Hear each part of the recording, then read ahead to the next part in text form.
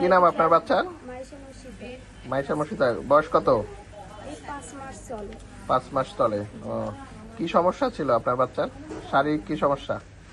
শারীরিক সমস্যা প্রথম ওই বমি আর খিঁচুনি দিয়ে দেখা দিয়েছে, তাই আমরা এখানে ভর্তি ছিলাম 17 দিন। বমি আর খিঁচুনি ছিল ফার্স্টে, জি। আর তারপরে আমরা ভর্তি ছিলাম 17 দিন এমআরখানে, পরে এই জায়গা দিয়ে এমআরআই করার পর ধরা পড়ছে। কি ধরা পড়ছে এমআরআই করার পর? ওই যে ওর ব্রেনে পানি টিউমার আছে। ব্রেনে টিউমার আছে। তাহলে ওর হলো বমি হচ্ছিল আর হলো খিঁচুনি হচ্ছিল। কোন সাইড দুর্বল ছিল? দুর্বল আমি তো ডাইন সাইড দেখছিলাম যে। হ্যাঁ, সেটাই তো। অপারেশন আগে তার ডান সাইডে শক্তি কম ছিল, তাহলে তার সমস্যা ছিল ডান সাইডে শক্তি কম, তারপরে বমি আর খিঁচুনি। অপারেশন কবে হয়েছে? অপারেশন শুক্রবার দিন রাতে হয়েছে। কয়দিন হলো আজকে?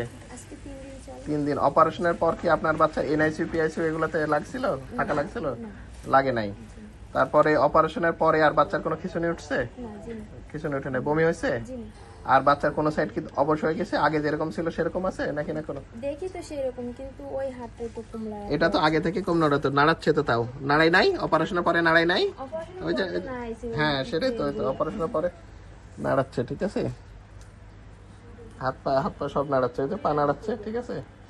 আর ওই সাইড তো আগে থেকে দুর্বল ছিল, ওই জন্য ওটা আস্তে আস্তে আসতে সময় লাগবে একটু। টিউমারের চাপে ছিল, ঠিক আছে। আর ঘুমাচ্ছে বেশি, ঠিক আছে, ওকে। খাবারটাও উঠিয়ে দিতে হবে। হ্যাঁ হ্যাঁ, খাবারটা